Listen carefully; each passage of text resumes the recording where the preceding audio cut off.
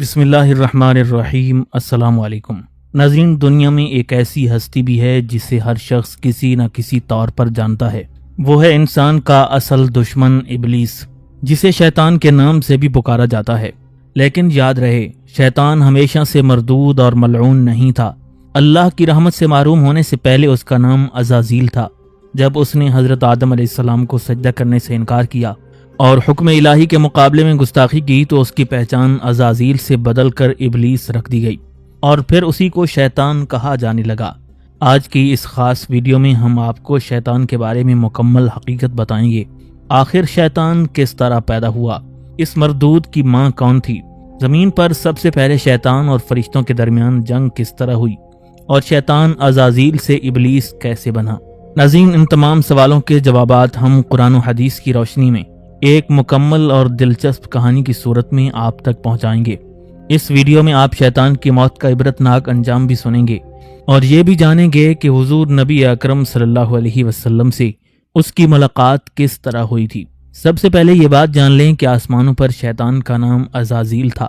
اس زمانے میں وہ نہایت نیک اور پرہیزگار مانا جاتا تھا، فرشتوں کا امام اور ان کا سردار تھا، جنت کے بیت المال کا خزانچی تھا اور کائنات کے بلند ترین مقامات میں اس کی گنتی کی جاتی تھی۔ عزازیل اپنے وقت کا نہایت عبادت گزار اور صاحب مقام مخلوق تھا۔ ہزاروں سال تک عزازیل دن رات مسلسل عبادت و ریاضت میں مشغول رہا۔ وہ لمحہ لمحہ اللہ کا ذکر کرتا رہتا تھا اور اسی کو اپنی زندگی کا مقصد سمجھتا تھا۔ پہلے آسمان سے لے کر 7ویں آسمانوں تک، جنت الماوا سے لے کر لوح محفوظ تک اس کی رسائی تھی۔ یہی بات اسے باقی تمام مخلوقات سے بڑھ کر ممتاز کرتی تھی۔ یہ سب کچھ حضرت آدم علیہ السلام کی تخلیق سے ہزاروں سال پہلے کا واقعہ ہے۔ ایک دن عزازیل نہایت ادب و احترام کے ساتھ لوح محفوظ کے قریب پہنچا۔ وہاں شکر اور احسان سے بوجھل پلکیں اٹھا کر جب اس نے اوپر دیکھا تو ایک عجیب تحریر اس کی نگاہوں کے سامنے آئی۔ اس میں لکھا تھا، اعوذ باللہ من الشیطان الرجیم، یعنی میں اللہ کی پناہ مانگتا ہوں مردود شیطان سے۔ یہ جملہ پڑھتے ہی عزازیل کے پورے وجود میں خوف کی لہر دوڑ گئی۔ اس نے لرزتی آواز میں دعا کی، یا اللہ، یہ شیطان کون ہے؟ بارگاہ الہی سے جواب آیا، اے عزازیل، یہ وہی ہے جو اس وقت میرا نہایت عبادت گزار، زاہد اور پرہیزگار بندہ ہے۔ مگر یاد رکھ، ایک دن آئے گا کہ یہی غرور و تکبر کی تلوار سے میرے حکم کی نافرمانی کرے گا اور پھر ہمیشہ کے لیے ملعون اور مردود قرار پائے گا۔ یہ سن کر عزازیل مزید خوف زدہ ہو گیا، مگر اس وقت اسے اندازہ نہیں تھا کہ تقدیر میں جس مردود کا ذکر ہے وہ دراصل خود وہی ہے۔ جب رب جلیل کی طرف سے یہ آواز آئی کہ ایک وقت ایسا آئے گا جب وہ میرا حکم ماننے کی بجائے سرکشی اختیار کرے گا اور ہمیشہ کے لیے مردود قرار دیا جائے گا، تو یہ سن کر عزازیل کے وجود پر لرزہ طاری ہو گیا۔ اس کی زبان لڑکھڑا گئی اور الفاظ بکھر گئے۔ اس نے عرض کیا، اے رب کائنات، یہ کون ہے؟ میں اسے پہچاننا چاہتا ہوں۔ جواب ملا، وقت آنے پر تو اسے پہچان لے گا، بلکہ نہ صرف اسے پہچانے گا بلکہ اس کے انجام سے بھی واقف ہو جائے گا۔ یہ سن کر عزازیل کا دل کانپ اٹھا۔ یہ خیال برسوں تک اس کے دل و دماغ پر چھایا رہا کہ کہیں وہ بدنصیب تو خود نہیں جس کا ذکر لوح محفوظ پر کیا گیا ہے۔ لیکن وقت گزرنے کے ساتھ ساتھ یہ وسوسہ اس کی یادوں سے دھندلا گیا اور اپنی بڑھتی ہوئی ذمہ داریوں اور منصب کے باعث وہ پھر اپنی عبادات اور تدریس میں مشغول ہو گیا۔ چونکہ وہ فرشتوں کا استاد مانا جاتا تھا، اس کی مجالس میں دور دور سے ملائکہ حاضر ہوتے، علم حاصل کرتے اور فیض یاب ہوتے تھے۔ ایک بار جب حضرت میکائیل، حضرت جبرائیل، حضرت عزرائیل اور حضرت اسرافیل علیہ السلام جیسے مقرب فرشتے بھی اس کی مجلس میں شریک ہوئے تو عزازیل کے دل میں ایک انجانی کیفیت پیدا ہوئی۔ اپنے بلند مقام اور عزت کو دیکھ کر اس کے اندر فخر و غرور کی ایک لہر دوڑ گئی۔ شیطان عزازیل خود اپنے بارے میں کہتا ہے، مجھے یوں محسوس ہونے لگا جیسے میرے اندر سے کوئی آواز کہہ رہی ہو کہ عزازیل، تو سب فرشتوں میں سب سے افضل ہے۔ مجھے اچھی طرح یاد ہے کہ ایک دو بار حضرت جبرائیل اور حضرت میکائیل علیہ السلام نے مجھے سمجھانے کی کوشش بھی کی تھی، لیکن جب عقل پر غرور کا غلبہ ہو جائے اور تکبر کے بادل آنکھوں پر چھا جائیں تو نصیحت کانوں تک پہنچتی ہی نہیں۔ اس کے بعد بربادی اور تباہی انسان یا مخلوق کا مقدر بن جاتی ہے اور رسوائی کا طوق ہمیشہ کے لیے گلے کا زیور بن جاتا ہے۔ اور پھر ایک بد نصیب دن میرے ساتھ بھی یہی کچھ ہوا۔ میری ہزاروں سال کی عبادتیں میرے منہ پر ماری گئیں۔ میں جو فرشتوں کا معلم اور مقرب سمجھا جاتا تھا اب مردود اور ملعون قرار دے دیا گیا۔ اللہ تعالیٰ نے مجھے لعنت اللہ علیہ کا حکم سنا دیا۔ میں اپنے تکبر کی تھوڑی سی قوت کے زوم میں بغاوت پر اتر آیا اور پھر شر و برائی کی سب سے بڑی علامت بن گیا۔ آج بھی میری داستان قرآن مجید میں بار بار دہرائی گئی ہے۔ پرانے صحیفوں میں میرا ذکر 88 مرتبہ شیطان کے نام سے اور 11 مرتبہ دیگر القاب سے آیا ہے تاکہ انسان مجھے پہچان سکیں اور مجھ سے ہمیشہ کے لیے دور رہیں۔ اللہ تعالیٰ نے انسانوں کو میری مکاریوں اور فریب سے بچانے کے لیے 1,24,000 انبیاء کرام علیہم السلام مبعوث فرمائے تاکہ وہ میری چالوں کو پہچان کر سیدھے راستے پر قائم رہیں۔ لیکن زمین پر حضرت آدم علیہ السلام کی تخلیق سے پہلے میں نے رب العالمین سے چند چیزوں کی اجازت طلب کی: قیامت تک زندگی کی مہلت، زمین پر انسانوں کو بہکانے کی قوت، انسان کی صورت بدلنے اور وسوسہ ڈالنے کی صلاحیت، حضرت آدم علیہ السلام کی اولاد کو طرح طرح کے جال میں پھانسنے کی اجازت۔ اللہ تعالیٰ نے فرمایا، جا تجھے اجازت ہے، لیکن میرے مخلص بندے تیرے فریب میں نہیں آئیں گے، اور جو تیرے پیچھے چلیں گے میں تجھ سمیت سب کو جہنم سے بھر دوں گا۔ یوں میرا راستہ اور زیادہ کٹھن ہو گیا۔ میں انسان کو جو اشرف المخلوقات ہے بہکانے نکلا، مگر مجھے یہ اختیار نہیں دیا گیا کہ میں اس پر زبردستی قابو پاؤں یا اسے جبراً گناہ پر مجبور کروں۔ چنانچہ میں اس کے اندر کے کمزور پہلو نفس امارہ کو ابھارتا ہوں اور وسوسے ڈال کر اسے خواہشات اور گمراہیوں کے جنگل میں بھٹکاتا ہوں۔ جو لوگ صاحب ایمان اور استغفار کے پابند ہیں وہ فوراً میرے حملوں سے بچ نکلتے ہیں اور مجھے بھاگنے پر مجبور کر دیتے ہیں، لیکن اکثریت ایسی ہے جو اپنی لالچ اور کمزور فطرت کی وجہ سے میرے جال میں پھنس جاتی ہے اور اندھا دھند میرے پیچھے چلنے لگتی ہے۔ پھر یہی لوگ شک و شبہات کے اسیر ہو کر اپنی عقل کو میرا غلام بنا لیتے ہیں۔ عبادت کو نافرمانی سمجھنا، گستاخی اور بدتمیزی کو بہادری قرار دینا، فحاشی کو جدت پسندی سمجھنا اور گناہوں کو عیش و عشرت کا ذریعہ بنا لینا دراصل وہ دھوکے ہیں جن کے ذریعے انسان اللہ کی ناراضی مول لیتا ہے اور عزت کی چادر کو تار تار کر دیتا ہے۔ حضرت آدم علیہ السلام کے زمین پر تشریف لانے سے پہلے کائنات میں 2 بڑی مخلوقات آباد تھیں جن میں فرشتے اور جنات شامل ہیں۔ فرشتے خالص نور سے پیدا کیے گئے اور آسمانوں پر رہتے ہیں۔ ان کے ہاں نہ عورتیں ہوتی ہیں اور نہ ہی نسل چلتی ہے۔ ان کا کام صرف دن رات اللہ تعالیٰ کی عبادت اور تسبیح ہے۔ جنات آگ کی لپٹ سے پیدا کیے گئے اور وہ زمین پر بستے ہیں۔ ان کے ہاں نسل در نسل سلسلہ جاری رہتا ہے اور عورتیں بھی موجود ہوتی ہیں۔ جنات کے شہر اور بستیاں کثرت سے آباد ہیں۔ اکثر لوگ شیطان کو فرشتہ سمجھ بیٹھتے ہیں، حالانکہ وہ حقیقت میں فرشتہ نہیں بلکہ جنات کی نسل سے ہے۔ شیطان آگ کے شعلے سے پیدا ہوا اور جنات ہی میں اس کا شمار ہوتا ہے۔ جس طرح حضرت آدم علیہ السلام کو ابو البشر یعنی انسانوں کا جد امجد کہا جاتا ہے، اسی طرح شیطان کو اس وقت ابو الجن کہا جاتا تھا۔ ایک روایت میں آتا ہے کہ شیطان کہتا ہے، یہ واقعہ میری پیدائش سے بھی 1.5 لاکھ سال پہلے کا ہے۔ میرے والد کا نام شلی تھا جنہیں لوگ ابو الہیولا کہا کرتے تھے۔ ان کا چہرہ ببر شیٹ کی طرح روبدار اور ہیبت ناک تھا۔ وہ اپنی قوم کے نہایت بہادر، دلیر اور جنگجو سردار تھے۔ ہر جن ان کے روب و دبدبے سے خوف کھاتا تھا۔ اسی وجہ سے ان کی قوم انہیں شاسن کے لقب سے یاد کرتی تھی، جس کے معنی ہیں دل دہلا دینے والا سردار۔ میری والدہ کا نام تبلی تھا۔ وہ بھی نہایت طاقتور، نڈر اور جری عورت تھیں۔ انہوں نے اپنی فطرت کے مطابق اپنی قوم میں ایک ایسا نظام قائم کیا جس میں سرکشی، فتنہ و فساد اور جنگ و جدال عام تھے۔ حالانکہ نیک اور پرہیزگار جنات کی تعداد تو نمک کے دانے کے برابر ہی رہ گئی تھی۔ میرے والد نے اپنے قبیلے کے لیے بے شمار جنگیں لڑیں، یہاں تک کہ ایک وقت وہ بھی آیا کہ تمام قبائل ان کے زیر نگیں ہو گئے اور وہ جنات کی بستیوں پر مطلق العنان حکمران بن گئے۔ لیکن یہی وہ زمانہ تھا جب ہماری قوم فتنہ و فساد اور خون ریزی میں اتنی بڑھ گئی کہ زمین خون سے تر ہو گئی اور ظلمت چھا گئی، یہاں تک کہ آسمانوں سے فرشتوں کی فوجیں اتار دی گئیں تاکہ زمین کو ان کے شر سے پاک کیا جا سکے۔ شیطان کہتا ہے کہ میری قوم اور فرشتوں کے درمیان ایک نہایت خوفناک اور خون ریز جنگ چھڑ گئی۔ اس جنگ میں میرے والد سمیت ہماری قوم کے زیادہ تر بہادر سردار اور نامور جن مارے گئے۔ جو بچ نکلے وہ سمندروں کے پار دور دراز جزیروں میں جا کر چھپ گئے اور کچھ نے پہاڑوں کی گھاٹیوں میں پناہ لی۔ اس وقت میں ابھی کم عمر اور نا تجربہ کار تھا۔ ایک میدانی جنگ میں ہزاروں لاشوں کے بیچ تنہا کھڑا تھا۔ میرے گرد و پیش جنات کی لاشوں کے ڈھیر لگے تھے۔ فرشتوں کا کام مکمل ہو چکا تھا اور وہ آسمان کی طرف واپس پلٹ رہے تھے، لیکن عین اسی وقت فرشتوں کے ایک گروہ کی نظر مجھ پر پڑی۔ وہ دوبارہ زمین پر اتر آئے اس وقت میں نہایت حسین و جمیل تھا اور میرے چہرے پر معصومیت جھلک رہی تھی۔ یہ دیکھ کر ان کے دل میں میرے لیے رحم پیدا ہوا، لہٰذا ان نرم دل فرشتوں نے بارگاہ الہی میں عرض کیا، یا اللہ ہمیں اجازت عطا فرما کہ ہم اسے اپنے ساتھ لے چلیں۔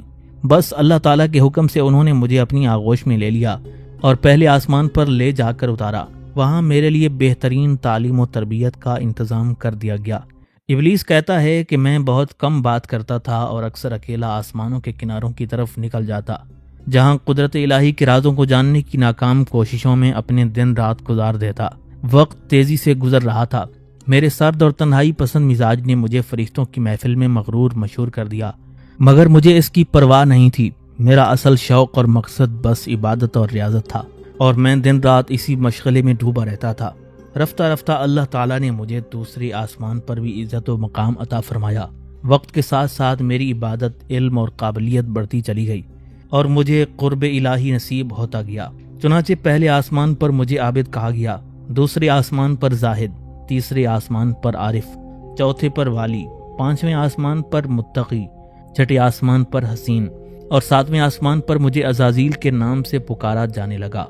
حضرت کعب احبار رضی اللہ تعالیٰ عنہ کا بیان ہے کہ ابلیس نے مختلف عہدوں اور مناصب پر نہایت طویل عرصہ گزارا۔ 40,000 سال تک وہ جنت کا خزانچی رہا، 80,000 سال تک ملائکہ کا ساتھی رہا، 20,000 سال تک فرشتوں کو واعظ و نصیحت کرتا رہا، 30,000 سال تک مقربین بارگاہ الہی کا سردار رہا، 1,000 سال تک روحانی جماعت کا پیشوا رہا، اور 14,000 سال تک عرش الہی کا طواف کرتا رہا۔ یعنی عبادت اور بندگی کے معاملے میں کوئی اس کا ہم پلہ نہیں تھا، یہاں تک کہ فرشتے بھی اسے اپنا پیشوا اور رہنما سمجھنے لگے تھے۔ ابلیس کہتا ہے، میرا نام اس وقت عزازیل تھا اور میں اپنے انجام سے بالکل بے خبر تھا۔ ایک دن کا واقعہ ہے کہ میں آسمانوں کی سیر کرتا ہوا بالآخر بلند مقامات تک جا پہنچا۔ وہاں مجھے معلوم ہوا کہ اللہ تعالیٰ ایک نئی مخلوق پیدا فرما رہا ہے۔ اس مخلوق کے لیے دنیا کے گوشے گوشے سے مختلف قسم کی مٹی لائی گئی۔ پھر اللہ تعالیٰ نے اپنے دست قدرت سے حضرت آدم علیہ السلام کا پیکر تیار فرمایا۔ یہ قالب بغیر روح کے 40 سال تک یوں ہی پڑا رہا۔ فرشتے جب اس کے قریب سے گزرتے تو ایک انجانی ہیبت اور خوف میں مبتلا ہو جاتے، لیکن سب سے زیادہ گھبرانے والا میں یعنی ابلیس تھا۔ جب بھی میں اس کے پاس سے گزرتا تو حسد اور بغض کے مارے اسے اپنے پاؤں سے مارتا۔ جیسے ہی میرے پاؤں کی ضرب اس قالب پر پڑتی تو اس کے اندر سے کھوکھلی آواز گونج اٹھتی، بالکل ویسی جیسے خالی گھڑے میں ٹھوکنے سے لگتی ہے۔ میں نے فرشتوں سے کہا، یہ مخلوق جسے اللہ بنانے والا ہے، اگر مجھے اس پر غلبہ ملا تو میں ضرور اسے گمراہ کر دوں گا، اور اگر یہ مجھ پر غالب آ گیا تو میں برباد ہو جاؤں گا۔ ابلیس کہتا ہے، میں نے کہا تم اس سے مت ڈرو، یہ تو اندر سے خالی ہے، اگر میں اس پر غالب آ گیا تو اسے اپنی مرضی کے مطابق خراب کر دوں گا۔ پھر وہ دن آیا جب رب العالمین نے فرشتوں سے فرمایا، میں زمین پر اپنا ایک خلیفہ بنانے والا ہوں، تم زمین پر میرے کام کی نگہبانی کرو۔ فرشتوں نے کہا، اگر تو یہ کرے گا تو زمین پر فساد برپا ہوگا، لوگ ایک دوسرے کا خون بہائیں گے۔ ہم دن رات تیری عظمت بیان کرتے رہتے ہیں اور تیرا شکر ادا کرتے ہیں۔ اللہ تبارک و تعالیٰ نے فرمایا، جو کچھ میں جانتا ہوں وہ تم نہیں جانتے۔ پھر اللہ تعالیٰ نے حضرت آدم علیہ السلام کو تمام چیزوں کے نام سکھائے اور انہیں فرشتوں کے سامنے پیش کیا اور فرمایا، اگر تم سچے ہو تو مجھے ان چیزوں کے نام بتاؤ۔ فرشتوں نے کہا، تو پاک ہے، ہم صرف وہی جانتے ہیں جو تو نے ہمیں سکھایا ہے۔ اللہ تعالیٰ نے فرمایا، بے شک میں سب کچھ جانتا ہوں، جو تم ظاہر کرتے ہو اور جو تم چھپاتے ہو وہ سب کچھ جانتا ہوں۔ پھر اللہ تعالیٰ نے فرشتوں سے فرمایا، حضرت آدم علیہ السلام کو سجدہ کرو۔ فرشتوں نے سجدہ کیا مگر ابلیس نے انکار کر دیا۔ ابلیس کے تکبر، غرور اور خود پسندی نے اسے سجدے سے روک رکھا تھا۔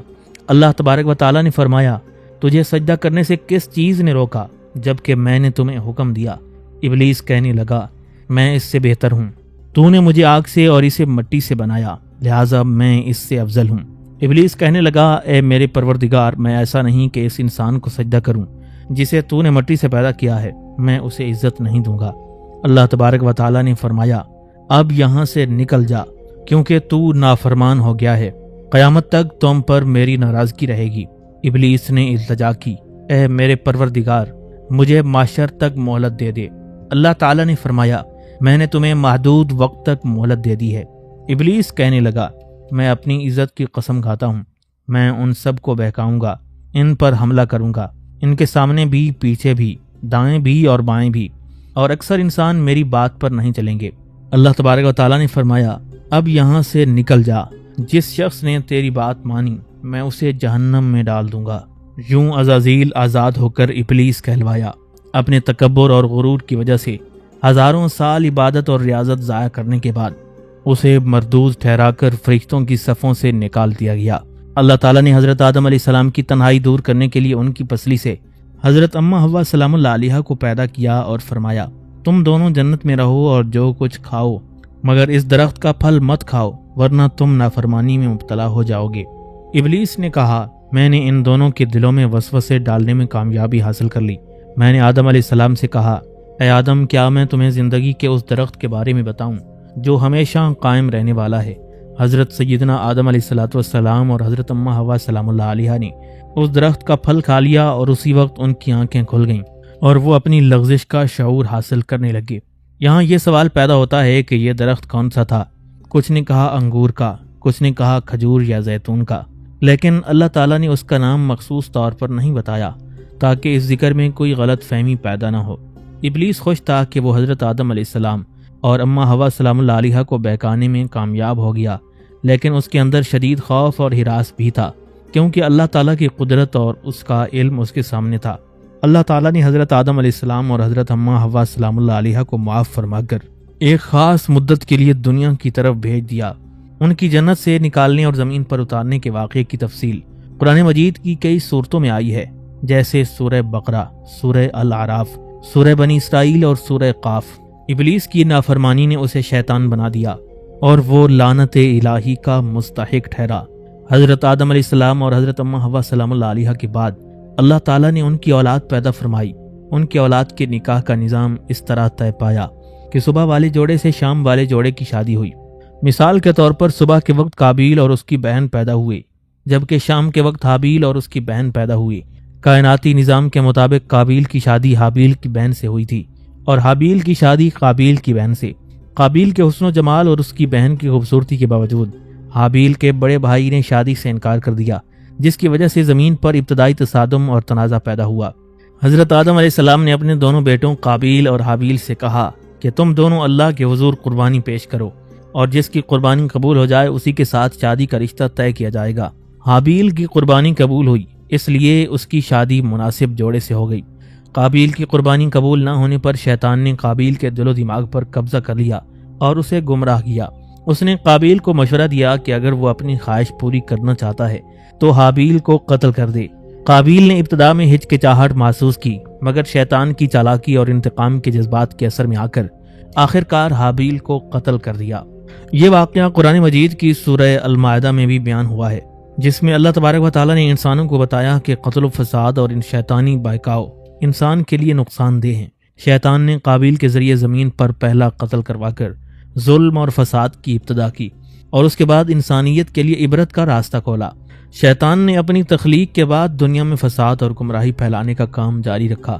حضرت آدم علیہ السلام کے بعد ان کے فرزند حضرت شیس علیہ السلام نبی بنے اور پھر حضرت ادریس علیہ السلام آئے، لیکن شیطان کا کام زور و شور سے جاری رہا۔ اس نے لوگوں کو شیطانی خواہشات اور شرارتوں میں مبتلا کیا، انہیں بتوں اور دیگر ممنوع چیزوں کی پرستش کی طرف راغب کیا اور انسانیت میں فساد کی آگ لگا دی۔ اللہ تعالیٰ نے اسے ایک حد تک آزمایا، لیکن انسانوں کو گمراہی سے بچانے کے لیے اپنے پیغمبروں کو بھی بھیجا۔ شیطان کی طاقت کے اثرات زمین پر اتنے شدید تھے کہ پوری قوم تباہی کی دہلیز پر پہنچ گئی۔ حضرت نوح علیہ السلام کے زمانے میں بھی اللہ تعالیٰ نے اس کا ذکر کیا اور اس کے فتنے کے خلاف ہدایت دینے کے لیے پیغمبروں کو بھیجا۔ اس واقعے سے واضح ہوتا ہے کہ شیطان ہمیشہ انسان کے سامنے وسوسے ڈالنے اور فساد پیدا کرنے کے لیے تیار رہتا ہے، اور انسان کی ذمہ داری ہے کہ وہ اللہ تعالیٰ کی ہدایت اور نیک اعمال کے ذریعے اس کے فتنے سے بچے۔ شیطان اور اس کی پیروی کرنے والی قوم نے انسانیت میں فساد پھیلانے کے لیے ہر ممکن کوشش کی۔ وہ لوگوں کو دنیاوی دولت، طاقت اور شہرت کے جال میں پھنسا کر اللہ تعالیٰ کی ہدایت سے دور لے جا رہے تھے۔ اس نے لوگوں کو بت پرستی کی راہ پر ڈال دیا اور اچھے راستے کو چھوڑ دیا۔ اللہ تعالیٰ نے اپنے ایک بندے حضرت نوح علیہ السلام کو نبی بنا کر ان کی ہدایت کے لیے بھیجا، مگر ان کی بات کو ماننے سے لوگوں نے انکار کیا۔ شیطان کی قیادت میں لوگ اپنے غرور اور دنیاوی لالچ میں اتنے آگے بڑھ چکے تھے کہ ان کی اصلاح تقریباً ناممکن ہو گئی تھی۔ اللہ تعالیٰ نے ابتدا میں انہیں ہلکی سزا دی، 3 سال تک بارش سے محروم رکھا، ان کے کھیت اور زمینیں برباد ہو گئیں، لیکن پھر بھی وہ اپنے رویے سے باز نہ آئے۔ آخرکار اللہ تعالیٰ نے سخت آزمائش بھیجی، 8 دن اور 7 راتوں تک شدید طوفان اور آندھی بھیجی گئی تاکہ لوگوں کو اپنی غلطی کا احساس ہو اور وہ ہدایت کی طرف آئیں۔ حضرت سیدنا نوح علیہ السلام کی قوم بہت طاقتور اور شان و شوکت والی تھی۔ وہ پہاڑوں کے درمیان پتھروں سے خوبصورت اور نفیس مکانات تعمیر کر چکے تھے اور اپنی طاقت اور غرور میں غرق تھے۔ اللہ تعالیٰ نے حضرت نوح علیہ السلام کو نبی بنا کر لوگوں کی ہدایت کے لیے بھیجا، مگر ان کی قوم نے اللہ کی بات کو نہ مانا اور اپنی سرکشی جاری رکھی۔ نتیجتاً وہ اپنی نافرمانی اور تکبر کے باعث تباہ ہو گئے۔ کچھ لوگ آسمان تک جاتے اور پھر زمین پر گر کر فنا ہو جاتے۔ اس طرح پوری قوم نیست و نابود ہو گئی۔ البتہ حضرت نوح علیہ السلام اور ان کے پیروکار محفوظ رہے، ان کی حفاظت اللہ تبارک و تعالیٰ نے کی۔ قرآن مجید میں حضرت نوح علیہ السلام اور ان کے واقعے کا ذکر 9 مختلف صورتوں میں آیا ہے، جہاں اللہ تعالیٰ نے اس قوم کی تباہی کی نشاندہی کی ہے۔ ان کے آباد کیے گئے مقامات آج بھی پہاڑوں اور صحرا میں موجود ہیں اور یہ تاریخی یادگار کے طور پر باقی ہیں۔ حضرت لوط علیہ السلام کی قوم اپنی برائی میں اتنی مگن تھی کہ وہ اپنی عورتوں اور معاشرتی اقدار کو بالکل نظر انداز کر چکے تھے۔ شیطان نے اس قوم کو گمراہ کر دیا اور انہیں بدکاری، فحش رویوں اور ظلم و ستم کی گہرائیوں میں دھکیل دیا۔ حضرت لوط علیہ السلام نے اپنی قوم کو سیدھی راہ پر لانے کی بھرپور کوشش کی، مگر ان کی نصیحتیں اثر نہ کر سکیں۔ قوم اپنی بدکاری پر اڑ گئی اور یہاں تک کہ انہوں نے حضرت لوط علیہ السلام سے خود عرض کی کہ اگر تم سچے ہو تو اپنے پروردگار سے دعا کرو کہ ہمیں عذاب نازل کرے۔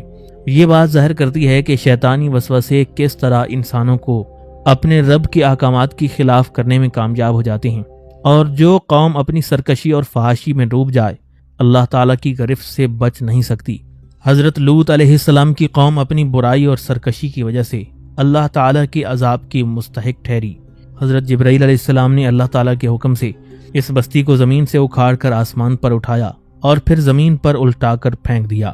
یہ بستی کبھی دنیا کی خوبصورت اور آباد ترین بستیوں میں شمار ہوتی تھی، جہاں ہر طرح کی نعمتیں تھیں اور لوگ خوشحال زندگی بسر کر رہے تھے، لیکن ان کی بدکاری اور فحاشی نے انہیں اللہ تعالیٰ کے عذاب کا شکار کر دیا۔ اللہ تعالیٰ نے ان کی خوبصورت بستی کو مکمل طور پر تباہ کر دیا۔ پانی کے لحاظ سے ایسی جگہ بنائی کہ وہاں کوئی بھی جاندار زندہ نہ رہ سکے۔ اسی وجہ سے اس بستی کو ابلیس کی مار کردہ بستی بھی کہا جاتا ہے۔ قرآن مجید میں ارشاد ہے کہ یہ بستی ایک نشان ہے ان لوگوں کے لیے جو عبرت حاصل کرنا چاہتے ہیں اور اللہ کی پکڑ اور عذاب سے خبردار رہنا چاہتے ہیں۔ زمین پر پہلی بار حضرت ابراہیم علیہ السلام کے سامنے شیطان کو خوف محسوس ہوا۔ شیطان کہتا ہے کہ میں نے پہلے ہی ان کے والد کو پتھر تلاش کرنے اور بت بنانے کا طریقہ سکھایا تھا اور کوشش کی تھی کہ حضرت ابراہیم علیہ السلام کو بھی اپنے قابو میں کر لوں۔ میں نے کئی بار دل میں خیال کیا کہ سورج اور چاند کو اپنے طور پر دکھا کر انہیں بہکاؤں، مگر ہزاروں کوششوں کے باوجود وہ میرے قابو میں نہ آئے۔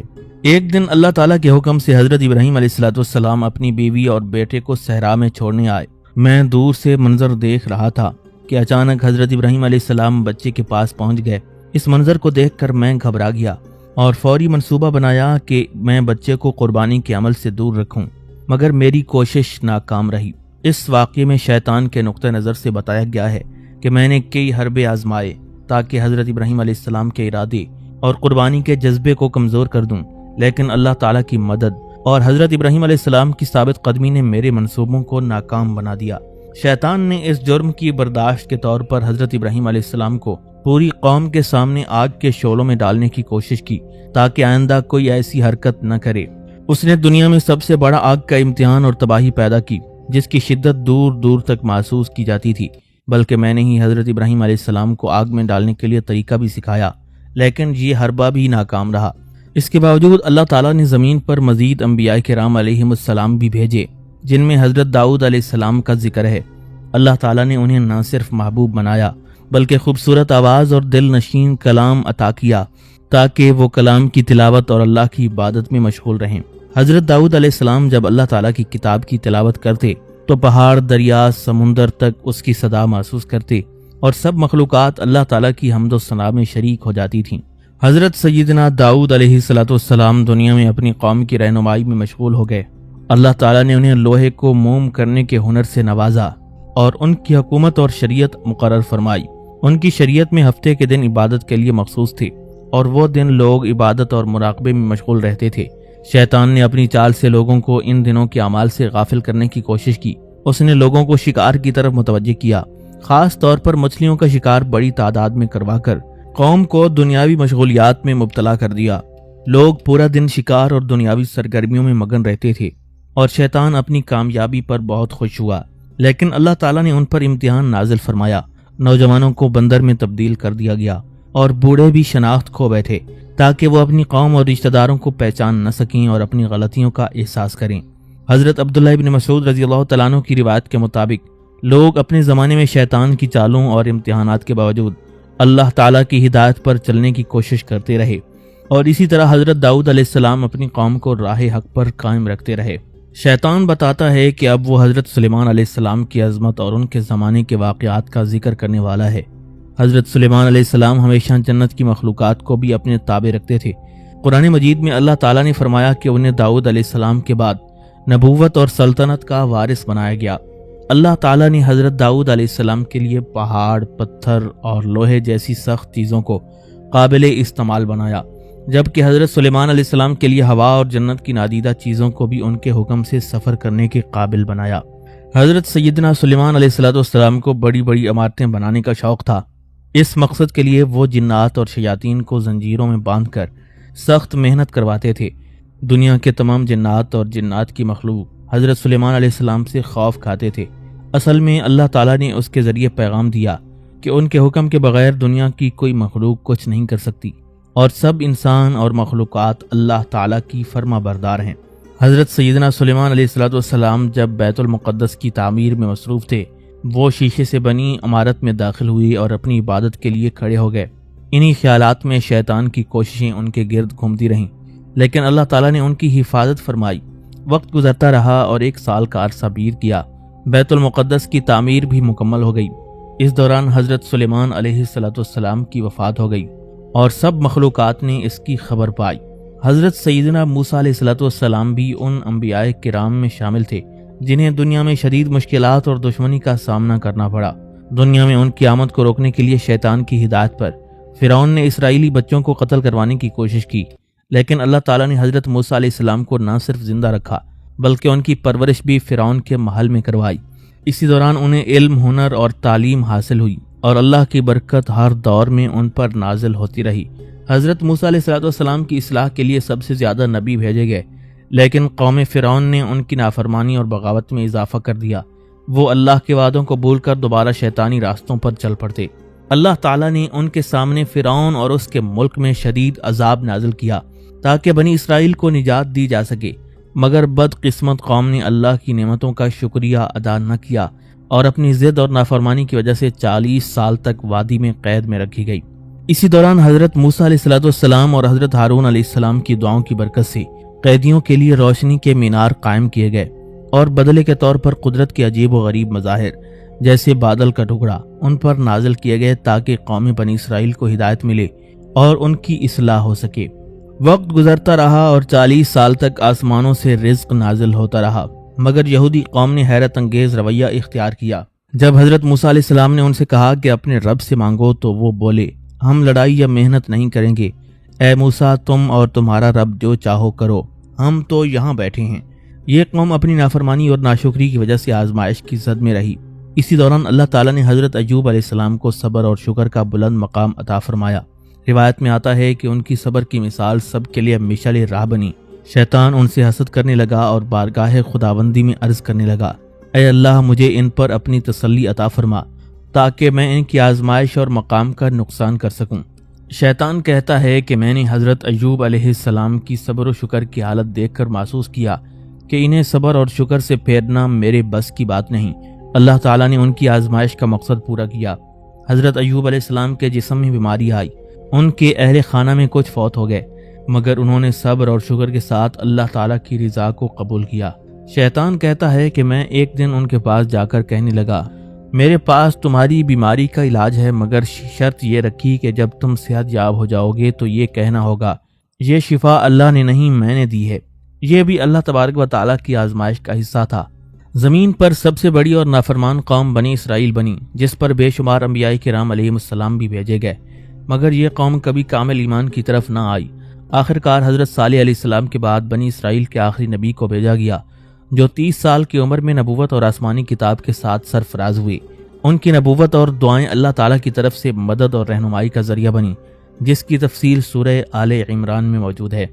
حضرت عیسیٰ علیہ السلام کے وقت یہودی اور نافرمان لوگوں نے کہا کہ اللہ مسیح ابن مریم ہیں، اور یہ کفر کی علامت بن گیا۔ شیطان نے حضرت عیسیٰ علیہ السلام کو ہراساں کرنے اور ان پر حملہ کرنے کا منصوبہ بنایا، مگر اللہ تعالیٰ نے اپنے نبی کو آسمانوں پر اٹھا لیا تاکہ وہ محفوظ رہیں۔ حضرت عیسیٰ علیہ السلام کے بعد تقریباً 569 سال تک شیطان نے زمین پر بڑی طاقت کے ساتھ حکمرانی کی، لیکن حضور نبی اکرم صلی اللہ علیہ وسلم کی تشریف آوری کے بعد شیطان کا سب سے مشکل دور شروع ہوا۔ ابو جہل، ابو لہب اور دیگر طاقتور لوگوں کے ذریعے شیطان کے منصوبے چل رہے تھے۔ شیطان نے کئی بار کوشش کی کہ بنی اسرائیل اور انسانوں کو بہکاؤں، مگر مسلمانوں نے بدر کی جنگ میں اس کی کمر توڑ دی۔ شیطان کہتا ہے کہ میرے پاس نہ حکمت کی قوت تھی اور نہ ہمت، کیونکہ اللہ تعالیٰ نے اپنے آخری نبی صلی اللہ علیہ وسلم کو اتنی طاقت عطا فرمائی کہ شیطانی منصورے سارے کے سارے ناکام ہو گئے۔ یہاں تک کہ حضرت سیدنا عثمان غنی رضی اللہ تعالیٰ عنہ کے زمانے میں بھی میرے شیطانی منصوبے ناکام رہے اور میں زمین پر اپنے اثرات برقرار رکھنے میں کامیاب نہ ہو سکا۔ میں نے حضرت علی، حضرت حمزہ، حضرت خالد بن ولید اور دیگر صحابہ کرام رضوان اللہ تعالیٰ علیہم اجمعین کی بہادری اور قربانیوں کا مقابلہ کرنے کے لیے بہت کوششیں کیں، لیکن یہ سب منصوبے میرے لیے ناکام ثابت ہوئے۔ حضرت سیدنا عمر رضی اللہ تعالیٰ عنہ کی داشت اور قوت کے سامنے میری شیطانی راہیں بدلنے پر مجبور ہو گئیں۔ میرے اور میرے معاونوں کی ہر کوشش کے باوجود اسلام کی روشنی دنیا کو منور کر گئی۔ حضور اکرم صلی اللہ علیہ وسلم کی حیات طیبہ اور خلافت راشدہ کے 30 سال میری تباہیوں اور بربادیوں کے ساتھ گزرے۔ حضرت سیدنا عثمان غنی رضی اللہ تعالیٰ عنہ کی وفات اور ان کے صبر و قربانی نے میری بہت بڑی سازش کو ناکام بنا دیا۔ پھر بھی میں نے اپنی شیطانی حرکتیں جاری رکھیں، مگر کربلا کے میدان میں حضرت امام حسین رضی اللہ تعالیٰ عنہ کی قربانی اور دین اسلام کی بقا نے میری ہر چال کو ناکام کر دیا۔ شیطانی منصوبوں کے باوجود اسلام نے ہمیشہ اپنی راہ میں روشنی قائم رکھی اور میں اپنی ہر سازش میں ناکام رہ گیا۔ شیطان کہتا ہے کہ میں نے مسلمانوں کے اندر فساد اور اختلاف ڈالنے کی چالیں تیار کیں اور مسلمانوں کے زمینوں اور سلطنتوں پر قبضے کے منصوبے میرے ذریعے انجام پائے۔ میں نے مسلمانوں کے فوجیوں اور حکمرانوں کو کنٹرول کر کے زمینوں پر قبضہ کروایا، جس میں مسلمانوں کی سلطنت عثمانیہ کا زوال، ہندوستان میں مغربی طاقتوں کا قبضہ، فلسطین اور بیت المقدس پر اثر و رسوخ قائم کرنا اور دیگر علاقوں میں مسلمانوں کے خلاف طاقت کے استعمال شامل ہیں۔ شیطان کہتا ہے کہ 27 رمضان المبارک جمعہ کے دن میرے لیے انتہائی اہم اور پریشان کن تھا، کیونکہ اس دن اسلام کے نام پر بنائی گئی پہلی بڑی فتح کے بعد دنیا کے نقشے پر مسلمانوں کی طاقت ظاہر ہوئی۔ میں اس وقت شدت سے تنہائی میں قید تھا اور اس منصوبے کی بنیاد میں لاکھوں مسلمانوں کا خون اور ہزاروں معصوم بچیوں کی عصمتیں شامل تھیں۔ شیطان اپنے اعمال کی تعریف کرتے ہوئے کہتا ہے کہ میں بہت بڑا ہوں اور بدنام بھی۔ میری کوشش یہ رہی ہے کہ انسانوں کو بہکا کر دین اور اللہ سے دور کیا جائے۔ شیطان کہتا ہے کہ پہلے میں چھپ کر اپنے کام کرتا تھا، لیکن اب مجھے معلوم ہو گیا ہے کہ میرا مقابلہ مسلمانوں کی طاقت اور ایمان سے بہت کمزور ہے، لہٰذا میں کھلے عام اپنے شر کا اعلان کرتا ہوں۔ شیطان کے 5 ہم سفر درج ذیل ہیں۔ نمبر 1، صبر مصیبت اور مشکلات کا ہتھیار ہے۔ نمبر 2، غرور اور فریب لوگوں کو اپنی طرف متوجہ کرتا ہے اور ان پر اثر ڈال کر ان کو اپنی خواہشات میں مبتلا کرتا ہے۔ اسے اچھا اور پسندیدہ دکھانے کی طاقت ہے تاکہ لوگ اس کے بہکاوے میں آئیں۔ نمبر 3، مسعود یہ خوفناک اور چالاک ہے، لوگوں کے دماغ پر قبضہ کرتا ہے، انسانوں کی شکل اختیار کر کے ان سے ملتا ہے اور فساد پھیلانے کی کوشش کرتا ہے۔ لوگ اس کی بات سن کر متاثر ہوتے ہیں، لیکن یہ برا کام کرنے سے نہیں رک سکتا۔ نمبر 4، داخلہ دار یہ انسانوں کے گھروں میں داخل ہوتا ہے اور گھر والوں پر اثر ڈالنے کی کوشش کرتا ہے۔ اس کی موجودگی سے لوگ حیران یا خوف زدہ ہو جاتے ہیں۔ نمبر 5، زخمی یہ بازاروں کا حکمران ہے، بازاروں میں آ کر لوگوں کے درمیان فساد اور جھگڑے پیدا کرتا ہے، اس کے ذریعے برائیاں عام لوگوں تک پہنچتی ہیں۔ ناظرین، ابلیس کی یہ تفصیل ہمیں سبق دیتی ہے کہ اگرچہ کوئی شخص اعلیٰ مقام، طاقت اور ذمہ داری پر فائز ہو، مگر غرور، نافرمانی اور فتنہ انگیزی کی وجہ سے وہ اپنے مقام کو کھو سکتا ہے۔ طاقت، مرتبہ اور اعلیٰ منصب اللہ تعالیٰ کی اطاعت کے بغیر انسان یا جن کو گمراہی کی طرف لے جا سکتا ہے۔ ناظرین، اسی امید کے ساتھ اجازت دیجیے کہ آپ کو ہماری ویڈیو پسند آئی ہوگی۔ ملتے ہیں بہت جلد ایک نئی ویڈیو کے ساتھ۔ اللہ رب العزت ہم سب کا حامی و ناصر ہو۔